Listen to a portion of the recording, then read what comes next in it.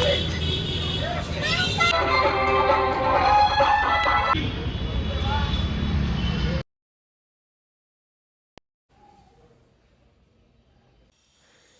Everyone, welcome back to our channel Narmada vlogs. Video చూస్తున్న వారు like చేయండి అబ్బా. అంటే వీడియోస్కి వ్యూస్ వస్తున్నాయి కానీ లైక్స్ కానీ కమెంట్స్ కానీ చాలా తక్కువగా వస్తున్నాయి. సో మీరు ఒక చిన్న లైక్ చేయడం వల్ల అది నాకు ఒక పెద్ద సపోర్ట్ అయితే అవుతుంది. సో ప్లీజ్ అందరినీ రిక్వెస్ట్ చేస్తున్నాను, మీకు నచ్చితే వీడియో అనేది ఒక చిన్న లైక్ అయితే చేయండి.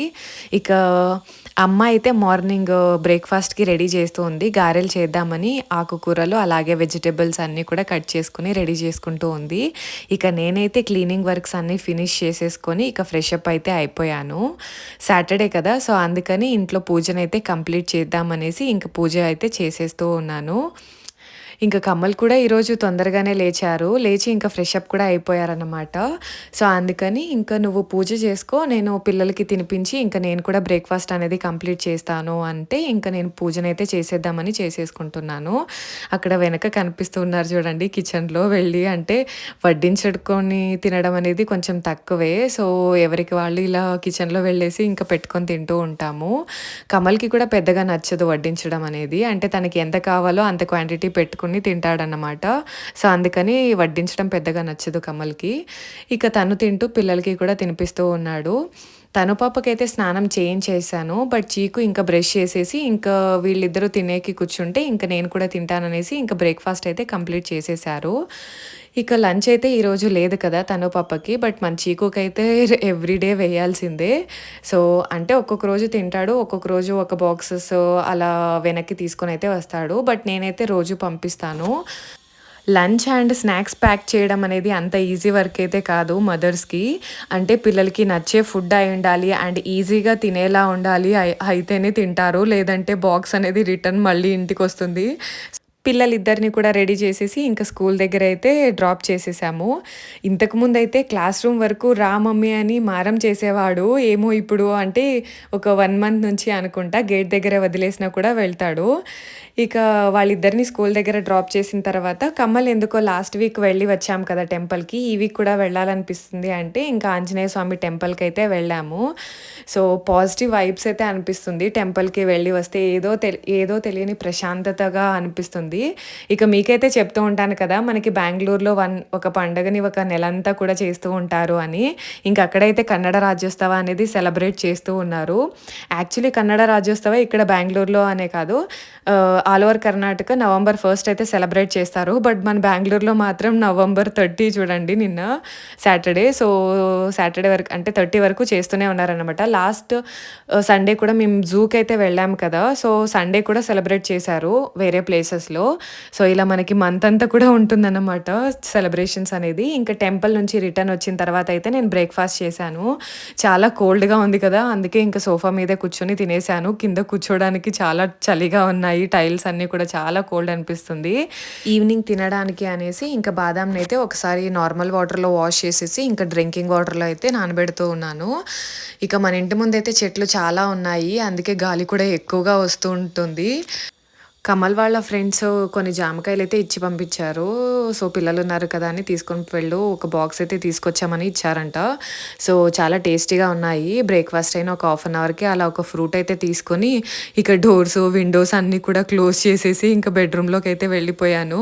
అంటే మనకి బెడ్రూమ్లో అయితే వెంటిలేషన్ అస్సలు లేదు, సో గాలి వెళ్తురు ఏమీ రాదన్నమాట.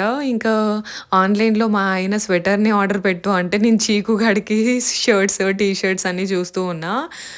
ఫోన్ చూసి చూసి కళ్ళు మండుతున్నాయి కానీ ఏది ఆర్డర్ పెట్టాలో క్లారిటీ అయితే రాలేదు. సో ఈవినింగ్ ఒకసారి కమల్కి చూపించి ఆర్డర్ పెడదాంలే అనేసి ఇంకా సైలెంట్ అయిపోయాను. ఇంకా అంతలోపే పిల్లలకి టైం అయితే వెళ్ళి పిలుచుకొని అయితే వచ్చేసాను. ఇక వేడివేడిగా అన్నం అయితే చేశాను ఆఫ్టర్నూన్కి. ఇక చట్నీ ఉండే కదా, వేడివేడి అన్నం అయితే బాగుంటుందనేసి ఇక చేశాను అన్నమాట. మన తను పాప ఇంట్లో ఉంటే సైలెంట్‌గా ఉండదు కదా! సో, యూట్యూబ్‌లో షార్ట్స్, వీడియోస్ చూసేసి ఇది ట్రై చేయి మమ్మీ, ఇది ట్రై చేయి మమ్మీ అని తల తింటూ ఉంటుంది. సో, హాఫ్ డేకే ఇంటికొచ్చింది కదా! ఇంక ఉంటుందా నాకు? సో, ఏదో ఒకటి స్నాక్ అయితే చూపించి చేయమనైతే చెప్తూ ఉంది. సో, అందుకని ఇంకిక్కడ ఎలాగో ఇది మొన్న డీమార్ట్‌కి వెళ్ళినప్పుడు తీసుకున్నది అలానే ఉండే కదా! సో, తను కొన్ని షార్ట్స్ చూపిస్తే దాంట్లో ఒకటి సెలెక్ట్ చేసుకొని ఇక దాన్నైతే చేసేద్దామని చేస్తూ ఉన్నా. సో, ఇలా దీంట్లోనైతే 3 వెరైటీస్‌గా మనము పీల్ చేయొచ్చు. సో, దీంతో అయితే నేను చేద్దామనేసి ఇంక చేస్తున్నా. పొటాటోస్‌నైతే తీసుకొని పైన స్కిన్ అంతా రిమూవ్ అయితే చేసేసాను. చూడండి మనం ఇలా పీల్ చేస్తూ ఉంటే మనకి మ్యాగీ లాగా ఎంత బాగా వస్తున్నాయో. మనం గ్రేటర్‌ని యూజ్ చేసుకొని కూడా చేసుకోవచ్చు ఇలా. అదే తురుముకుంటాం కదా! సో, తురుముకునే దాంతో కూడా తీసుకోవచ్చు. నాకెందుకో అదే బెటర్ అనిపించే చేసిన తర్వాత. సో, దీంతో అయితే నాకు కొంచెం లావుగా వచ్చాయి. అలా పీసెస్ అనేది కొంచెం లావుగా అయితే వచ్చాయన్నమాట. సో, ఒకటి నేను పీల్ చేస్తే ఇలా అయితే అయిందన్నమాట. సో, ఇక 2 పొటాటోస్‌ని కూడా నేను పీల్ అయితే చేసేసుకున్నాను. మనం పొటాటోతో ఏ స్నాక్ చేసినా కూడా అది క్రిస్పీగా రావాలి అంటే దాంట్లో ఉన్న స్టార్చ్ అనేది అంతా వెళ్ళిపోవాలి. సో, స్టార్చ్ వెళ్ళిపోవాలి అంటే ఏం చేయాలి అంటే ఇలా వాటర్‌లో మనం మంచిగా వాష్ అయితే చేసుకోవాలి. చూడండి అక్కడ వాటర్ కలర్ అనేది డిఫరెంట్‌గా ఉంది కదా! అంటే నార్మల్ వాటర్‌కి కంపేర్ చేస్తే డిఫరెంట్‌గా ఉంది కదా! సో, అప్పుడు మనకి స్టార్చ్ అంతా కూడా రిమూవ్ అయిపోతుంది. క్రిస్పీనెస్ అనేది వస్తాయన్నమాట స్నాక్స్ అనేది మనం ఏం చేసినా పొటాటోతో. సో, వాటర్‌లో ఒక 2, 3 టైమ్స్ అయితే వాష్ చేసుకుంటే క్రిస్పీనెస్ అనేది మంచిగా వస్తుంది. ఇక నాకైతే ఇక్కడ పెప్పర్ పౌడర్ అనేది లేదు. అందుకే నేను పెప్పర్స్‌ని తీసుకొని పౌడర్ అయితే చేసుకున్నాను. సో, ఇవైతే ఒక 2, 3 టైమ్స్ వాష్ చేసుకున్నవి పొటాటో పీసెస్ అనేది.